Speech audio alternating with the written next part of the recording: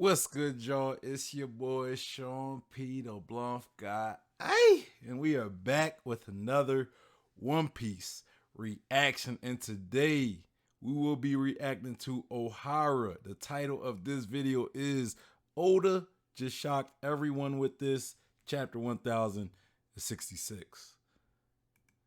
Now, before we get into the reaction, make sure you guys hit that like button. Also, subscribe, hit that bell for notifications. Comment down below your thoughts on the theory. What do you agree with? What do you disagree with?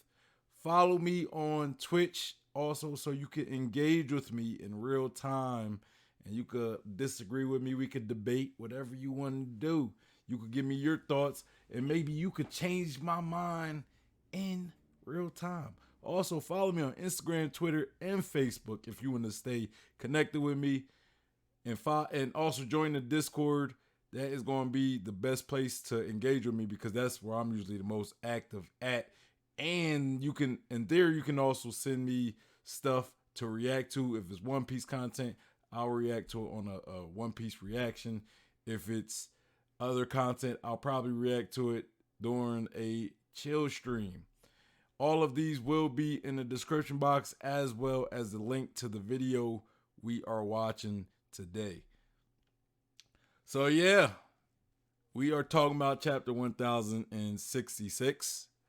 You know, for anybody who isn't caught up with the manga just yet, a lot of stuff happened that chapter. We had the Vegapunk, the real reveal of Vegapunk. We seen Dragon and Vegapunk meeting up back after the whole Ohara incident. We learned about how the Ohara incident pretty much influenced Dragon to become the man he is today as we know him. Man, it was a lot in that chapter. It was a lot in that chapter. We learned there's some more stuff that we learned that I don't really want to get into, but I think this video is going to focus a lot on Dragon and Vegapunk's relationship. So let's get into this video. How a character that we all believe to be dead pretty much confirms the next destination of the Straw Hats, the man with the burn marks that Kid is looking for. And since I chose to go with a Marine Admiral Dragon for the thumbnail, well, let's start with him. And I mean, hey, look, I just want to say this, right?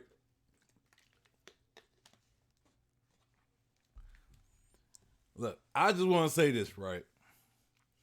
When it comes to the man with the burn mark,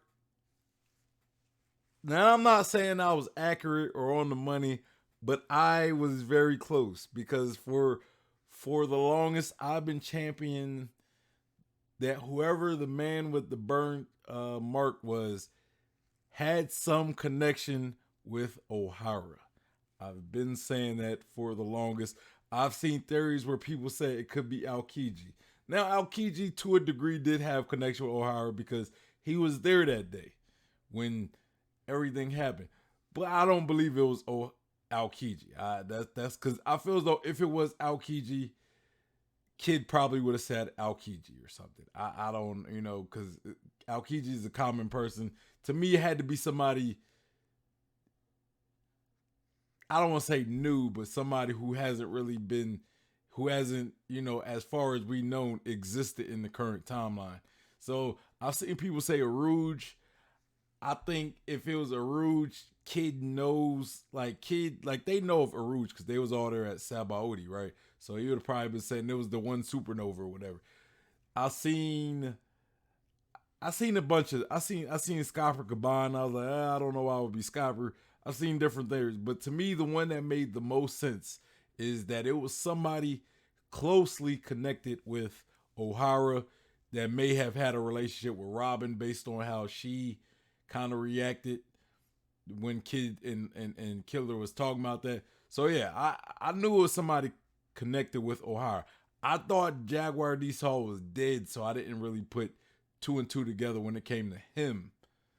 But still, I mean, come on. It made sense that it was Jaguar D Saw. The man was frozen and then he probably was thawed out by the fire, and probably also got burned by the fire. So it does make sense it was Jaguar D Saw, but it could have been. I thought maybe it was like one of those art, like the philosophers there, the archaeologists there. Maybe one of them that wasn't there. Maybe somebody like Robin's father or something. But Jaguar D Saw was still close enough for me, so I will take a portion of that W. I will take a portion of that W. You know, I can't take the full W because I didn't flat out say it was Jaguar D Saw, but I will take a portion of it because I said it was somebody close to Rob, or somebody connected with Robin and connected with O'Hara. So I'll definitely take that. And why this chapter might give credit to that very idea. So Oda just gave us the first proper flashback for Luffy's father, who has been an even more mysterious character than people like Shanks. We see Dragon bringing a bouquet of flowers to the charred and depressing ruins of the island of O'Hara sometime after the deadly Buster Call had devastated the entire island and all its people. Now, seeing a 22-year younger Dragon is absolutely awesome. He basically looks like Luffy with long hair and Zoro's personality. Now, interestingly, I wouldn't say he looked like Luffy. Luffy still don't look like that, man. Luffy does not look like that, man. Enough, 22 years ago, Dragon didn't yet have his iconic tribal tattoo on the left side of his face yet. Instead, you can see a very similar looking pattern embroidered on his left pant leg. And we also get confirmation that Dragon is just about to found the Revolutionary Army the very same year the incident of O'Hara happened. And it seems that Dragon knew Professor Clover, Robin's father figure and the head archaeologist of the island. Now, I think it's a super interesting little detail about Dragon's past. He seems to have had a real interest in the Void Century and the past. We've pretty much always been suspecting that Dragon would have a decent amount of knowledge about the lost history and the ancient kingdom, but the manga has now pretty much confirmed this. Because this flashback is being told not from Dragon's perspective, but from Dr. Vegapunk's. Yes, the smartest person in One Piece was also on O'Hara the very same day, also to lay down a bouquet of flowers in memory of O'Hara and their work. And yes, we finally get to see Dr. Vegapunk's real appearance, and I will say that this mock artwork that my team made for him a while ago did hold up surprisingly well, but we'll get to that in just a second because, of course, Vegapunk's appearance holds a ton of hit. Yeah, man, that artwork wasn't that off from his friend, from his editor or whatever. Not too off, you know. We got the long head. It's not long enough, but you know, we know Vegapunk has a long head, and a little bit, right? A little bit. From a while ago did hold up surprisingly well, but we'll get to that in just a second because, of course, Vegapunk's appearance holds a ton of hints and Easter eggs that we need to discuss in more detail. But let's stick with Dragon here first. Now, it was always hinted at that Vegapunk might have ties to the Revolutionary Army. The biggest one, of course, being Kuma, whom Vegapunk programmed to protect and save the Straw Hats and watch over their ship during the time skip. And while he isn't an official member, we do now know that Dragon actively tried to recruit him to his cause. And while Vegapunk decided to work for the government in the end, apparently in order to get insider information on their activities and plans, Oda shows us that these two men seem to actually share a common cause. Especially since we've seen the Vegapunk Shaka in direct communication with Dragon here already. Now, what is really interesting here, however, is that in spite their mutual liking and shared cause, Vegapunk and Dragon didn't come to O'Hara together. As a matter of fact, Vegapunk is extremely shocked to see Dragon there, to which Dragon replies, well, that's his line. Both of them feel like the other shouldn't be on O'Hara right now for some reason, which brings me back to the thumbnail. Could this meeting on O'Hara... I mean, it makes sense because Vegapunk probably wouldn't have expected that Dragon was friends with Clover. You know, like we learned that Dragon actually had a relationship with Clover. Like he knew him somehow. We don't know what the nature of their them knowing each other is, but in this sense, it will kind of make sense for Vegapunk to join because he's a scientist.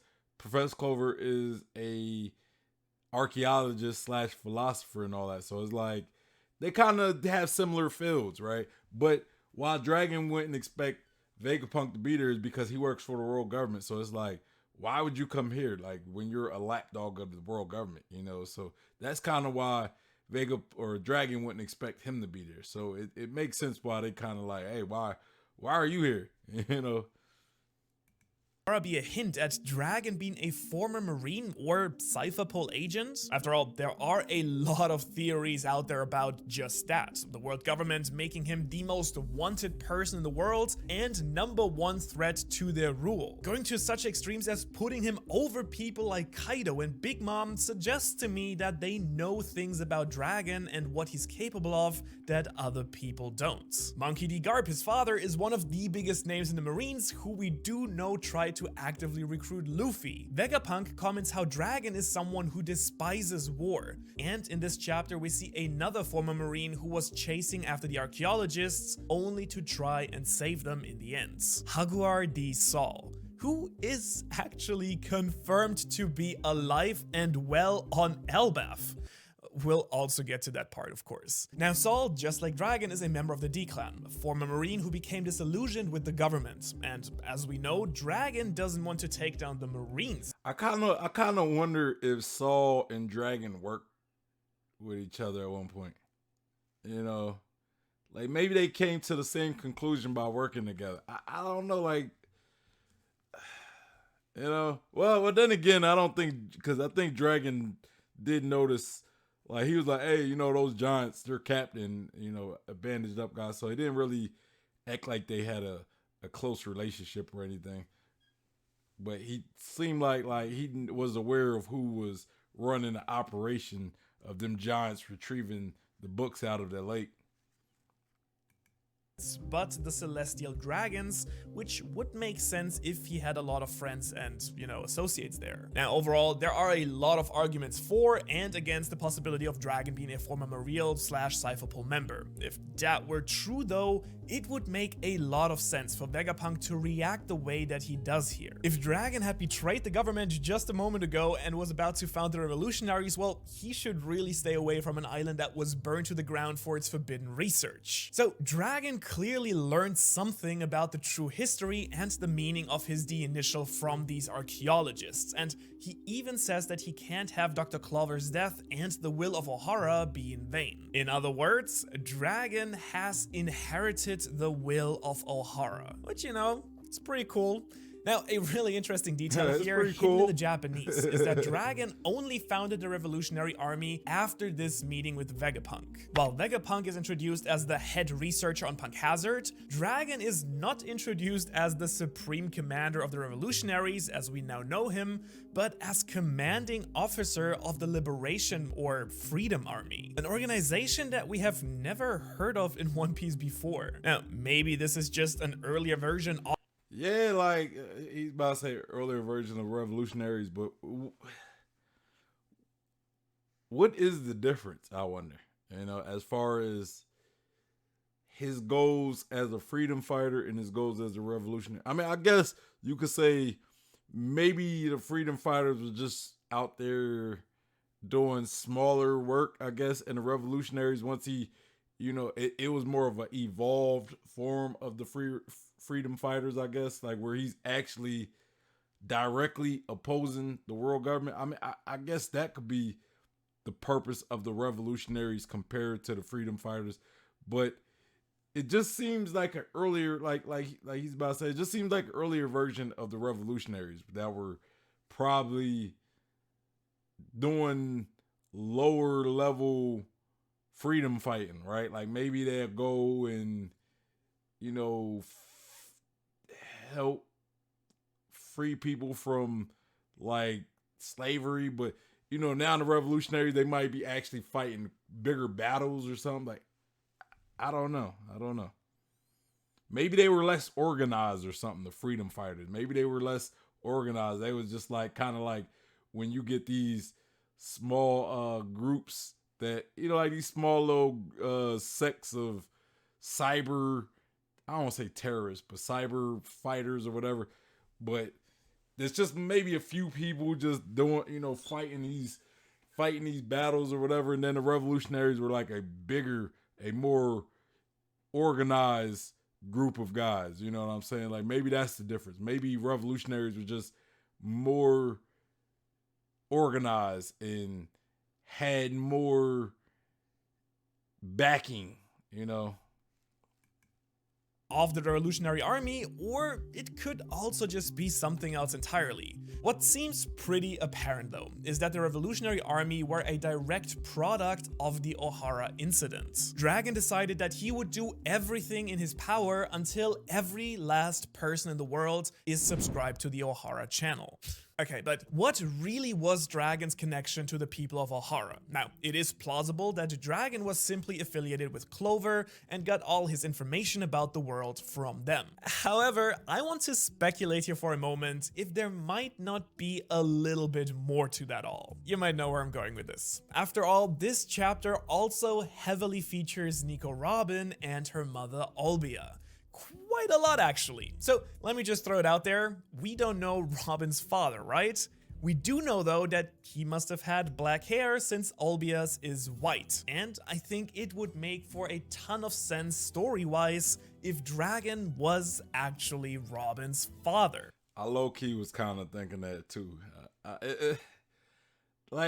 It's something that's been floating in my mind. I think I've seen somebody else kind of make this point, so it's not like it didn't originally like float in my mind. But I'm thinking like Luffy and Robin being siblings. Why didn't Dragon tell Robin? Why didn't Dragon tell Robin like, hey, I'm your pops, man, because we never really get any origin or what happened to Robin's father from like Nico Olivia. She never told Robin about her father, or like hey, your father was an archaeologist too, or your father was a revolutionary. She's not once hinted at what Robin's father could potentially be, But that would be crazy though if we learn that Robin and Luffy are siblings. The two, I always say this, the two most important members of the crew. Honestly, when it comes to Luffy's goals, I think Robin is the most important member of the crew. When it comes to Luffy's goal to become Pirate King specifically, Robin is the most valuable member of the Straw Hat, because without her, you can't get the poneglyphs and you can't read them and you can't find you can replace a navigator. You may not have Nami, who you might not have the best navigator. You can replace a chef. You might not get the best food that Sanji cooks and everything. Like almost everybody in the Straw Hats are replaceable to a degree. Robin, not so much. Like who else reads poneglyphs that we know of? Who else reads poneglyphs? I don't know. But Robin is definitely probably the most important as far as finding the One Piece in the crew. And that's not to say everybody else isn't important either, but as far as achieving Luffy's goal, she is the most important. And it'd be wild to come to find out that she is Luffy's sister. That would be wild. Think about it. I mean, yes, the incident of O'Hara was cruel and terrible, and losing friends or acquaintances would make you hate the government. But would that really make someone who hates war as much as Dragon suddenly form a militant revolutionary group against the government itself? Well, losing your woman and child to the government's craziness surely would explain that pretty nicely. Plus, laying down the flowers would have an even more deep and personal meaning than it already does. Now, the reason why the Gorosei target that is a good point, man. That is a good point. Cause a lot of people say the reason why there's speculation the reason why Dragon went the way he did, went against the world government, was because he went because his wife died, right? Like some people say that his wife was a slave and all that stuff. I don't know if that was the case. Maybe she was a slave. Maybe Olivia was a slave. You know, And I remember I was watching something. I was watching a reaction to chapter 1066, and they pointed out the connection between Nico, Olivia, Dragon, and Akainu, pointing out how they're all three of them are the same age. They were all 33 during this time period. Now, I'm not saying them being the same age means that they're all connected, but it was just an interesting tidbit of information. At Ohara was because they captured Olbia and her comrades at some point. Could they have targeted her because Dragon left the government? Also remember that Dragon was incredibly interested in meeting Robin and instructed Kuma with sending her to him. The revolutionaries who helped Robin at Tequila Wolf revealed that they had been searching for her for 10 years because she was the only survivor from Ohara, and Dragon had told them to protect her from the world government to the best of their abilities. Now, Robin being Luffy's half-sister would be an absolutely fantastic reveal to the story, I think. Robin has truly been the older sister Luffy never had, but since there isn't all too much evidence for that right now, let's really put it aside for now and instead focus on Vegapunk. Now, we've already discussed Vegapunk's affiliation. Hey, I ain't gonna lie though. I don't know if I fully believe that Robin is Luffy's sister. I don't know if but I wouldn't be mad at it. I would not be mad at it. I might actually kind of support that theory. I might support that theory. It's not enough, like he said, it's not enough evidence to really run with that theory to say yeah, Robin and Luffy are siblings. But I like it. I kind of like the idea of them possibly being siblings. The more I think about it, I think it'll be a wild reveal. I think it would be a wild reveal. Like Robin was sent to spend time with her dad, even though Luffy has never met Dragon, at least not like formally. Like they were, Dragon saved Luffy from Smoker that one time, but Luffy never actually seen Dragon. They didn't have a one-to-one or anything. Affiliation with Clover, who, by the way, is revealed as an adventurer like Nolan was in his youth, being captured more than 10 times by the government for his archaeologic actions. Now, he has dedicated his entire life to traveling around the world and piecing together the Void Century. And now, we finally also get to see what Vegapunk actually looks like. And it's as Oda as it gets. Among the army of quirky characters he has drawn so far, this is one to rule them all. I can never unsee this. Vegapunk seems to be part of the same race that Fukurokuju belongs to. It's also the same head shape that we see on the flag of the space pirates that Enel encountered. And there's also a lot of rooms for speculation that Imu, due to their strange placement of arms. People say that, man. People say that, Vegapunk is, I've seen a lot of people bring up the space pirates. I actually didn't even consider Fukurokuju, right? But I would argue, and I'm not saying that's not the case. I'm not saying that Vegapunk isn't a member of those races, but I would argue that Vegapunk, it's not necessarily him being part of a tribe to why he have a big head. I would argue that he has a big head just because he is an anomaly. He has a big brain, and his brain, it seems like, I think it was stated somewhere that it got bigger, right? So it seems like it could just be growing. So maybe he had a normal size head and he was getting smart at such a rapid pace. Like maybe he has some type of defect, some genetic defect where he just gets smarter. And the smarter he gets, the bigger his brain gets, which means the bigger his head gets. So I'm personally thinking it's just something unique to him for being such a anomaly of with a big brain that's continuously growing, right? The fact that it's continuously growing. I think we even talked about him possibly having to cut it off because it was becoming too much. It was getting too big. to where he wouldn't have been able to move, you know. So if that's the case, maybe his head should be normal, but like unlike Fukurokuju, who's probably who his head is probably like that because of his race, right? Maybe Vegapunk's head wasn't always like that, so it just constantly grown and grown, and then eventually it became big, right? And it was continuously growing. So that's kind of what I'm thinking. I don't necessarily think he's part of any big head race or like wherever those pirates come from, like their race either. I think Vegapunk just has a unique biology. Like the smarter he gets, the bigger his head gets, and his head is naturally expanding. You know, like he's just getting smarter on genetically. He just gets smarter. Like I don't know, but I don't know if I think it's because he's of some race. That could be the case, though. That could be the case.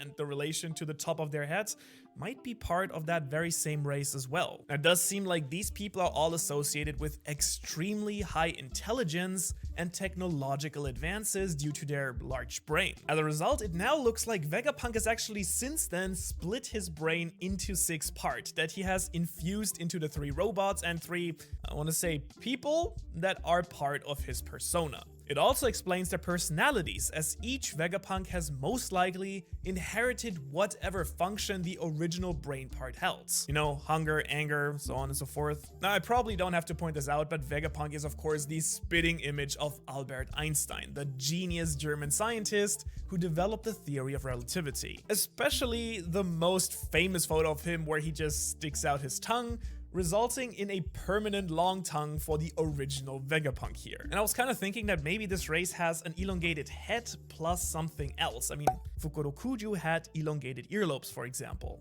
Now, the brain split thing also fits in very nicely into the Einstein inspiration. After Einstein's death, his brain was removed and split into parts for further research. That's a real thing that they did. And the fact that Vegapunk is covering up his head. See, I didn't know that. So now that kind of plays into the idea that they actually split the brain up. I thought maybe it could be in like a jar, still intact fully, and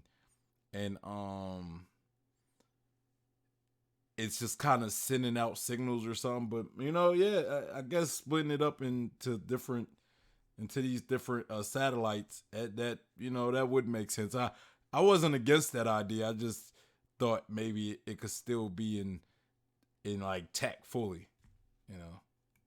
Head with an apple-like thing is a nice little nod at Isaac Newton and the famous apple that fell on his head that made him discover gravity. Also gravity-defying boots in this chapter, just saying. So it turns out that Vegapunk didn't only reverse engineer the Ancient Kingdom's technology from stuff that he found lying around, it's really the fact that the scholars of Ohara actually succeeded in rescuing the contents of the entire library from the fire by throwing all the books into the lake, sacrificing all of their lives in the process, it seems. And all of these books were then collected by the Giants of Elbaf that do seem to be part of Hyrujin's crew, if I'm not mistaken here. And it does look like the Giants of Elbaf are confirmed as another ally of the Ancient Kingdom here, next to Shandora and Wano, something that we already speculated. And it is actually here on Elbaf that Vegapunk is truly showing us his real genius. He learned all the knowledge in all of those books here by heart and started to get to work replicating its contents. In other words, everything that Vegapunk knows about the Ancient Kingdom and Devil Fruits, it's all thanks to the research of the archaeologists on Ohara. They figured it all out by themselves. The real Chads of the One Piece world, in other words. So Vegapunk is a real genius, just not in the way that we thought he would be. And he does seem to genuinely be a good guy that has been waiting for Luffy, though we're gonna have to wait and see about that. Let's not get ahead of ourselves here. I'm sure there are still a ton of reveals left during this arc that might turn that entire thing on top of its head. Though I do have a feeling that it might be on the shorter end of things as an arc overall. I could kind of see us moving on pretty fast from here. But now let's finally talk about the person that saved all. Yeah, I can agree with that. I don't think it's going to be a full-on long arc. You know, we know CP0 is probably going to show up. I don't think we're gonna get like a Luffy and Lucci rematch. You know, I personally wouldn't mind it, even if it's just a short one, just to kind of see how Lucci has been able to progress strength wise, you know, against somebody he already fought before. Like, you know, I mean Rob Lucci, because we haven't seen what Rob Lucci is capable of. If he can still keep up with this version of Luffy, I don't think he's beating Gear 5th Luffy. I mean, I honestly don't see him beating Luffy, seeing how Luffy fought somebody like Kaido.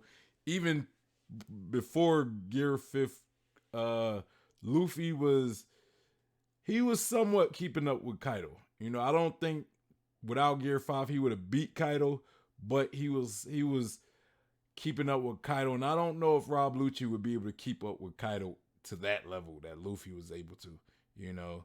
But I do think, you know, Rob Lucci could probably be around Luffy without Gear 4.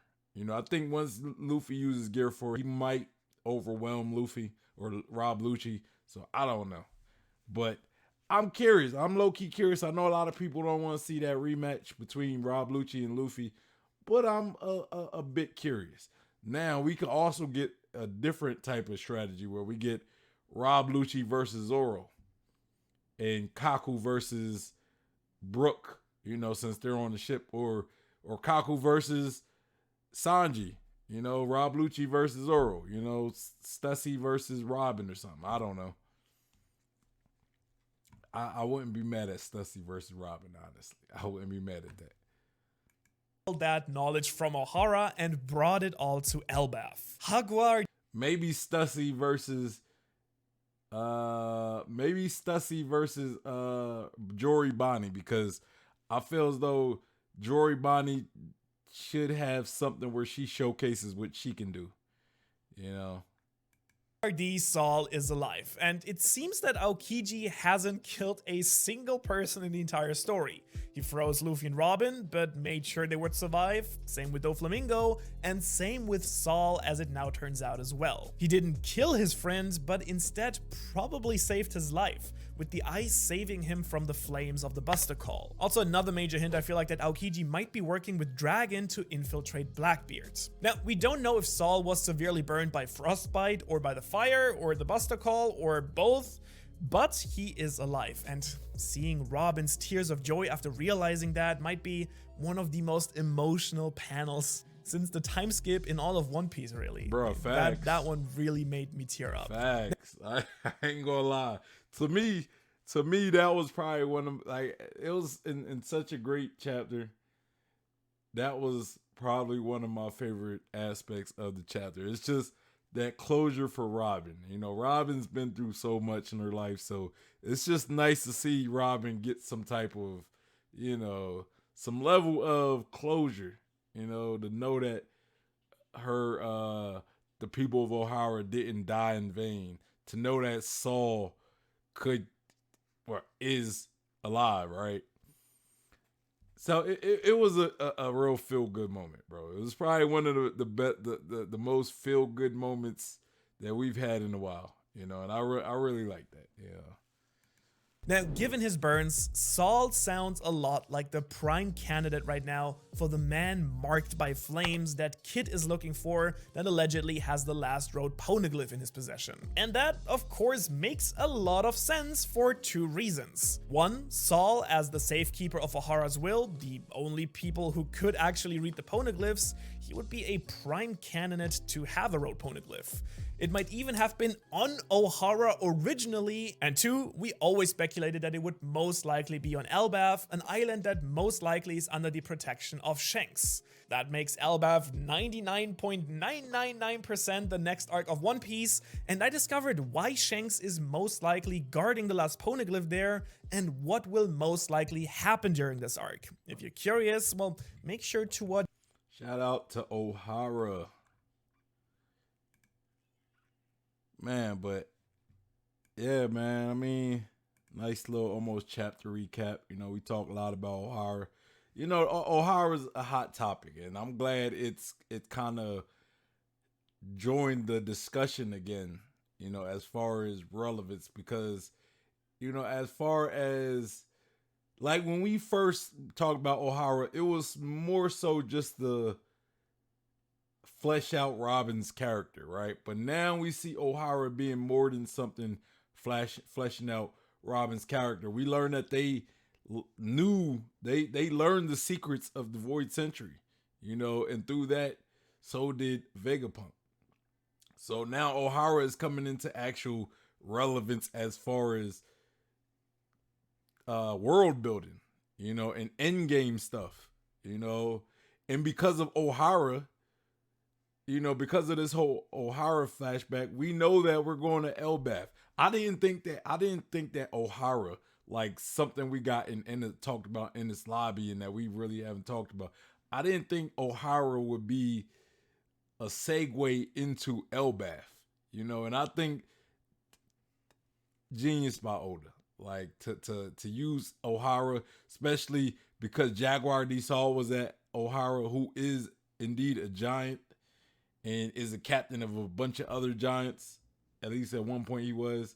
And the giants took the books to Elbaf, right? The giants took the books to Elbaf, the books of O'Hara that contain all this sauce when we talking about the Void Century. So now it's like Robin is going to want to go read those books. So now we got a great reason to go to Elbaf. Robin wanting to read those books from O'Hara and meeting Jaguar D Saw, reuniting with Jaguar D Saw, the man marked by flame.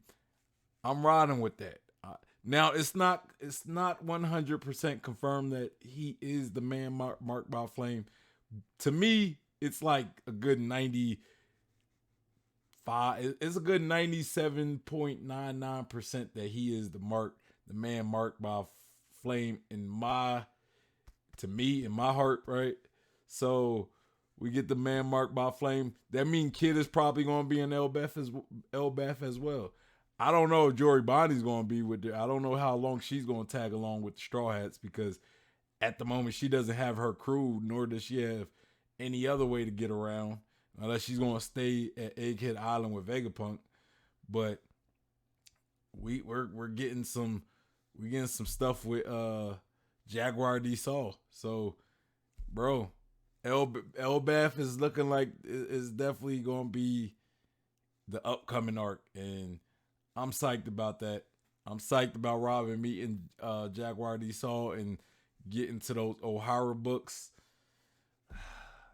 and whatever Elbaf has to bring. Maybe we'll get some Big Mom stuff. That for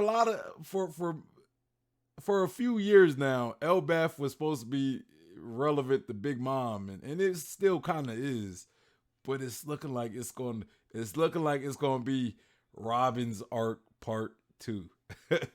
Robin and Usopp possibly Usopp as well, you know. But yeah, y'all, that's the video right there. That's all I really got on the video. Make sure you guys hit that like button. Also subscribe, hit that bell for notifications. Also comment down below your thoughts on anything that was said. Do you agree? Do you disagree? Let me know in the comments. Also follow me on Twitch so you can engage with me in real time. Follow me on Instagram, Twitter, and Facebook if you want to connect with me. And also join the Discord. Come be a part of my community so we could talk One Piece. We could talk other anime like Bleach, the 1,000-year arc, Blood War, the 1,000-year Blood War arc, or whatever it's called. Chainsaw Man, all that good stuff. We talk about that in the Discord. If you want to send me something to react to, the Discord is going to be the best place. I have a channel meant for you guys to submit One Piece content to react to on these streams. Or if it's other content, I'll react to on like a chill stream or something. But yeah, make sure you're part of the Discord. All of these will be in the description box down below, as well as the video we reacted to today. So yeah. Anyway, y'all, it's your boy Sean P, the Bluff God, and I'm out of here. Peace.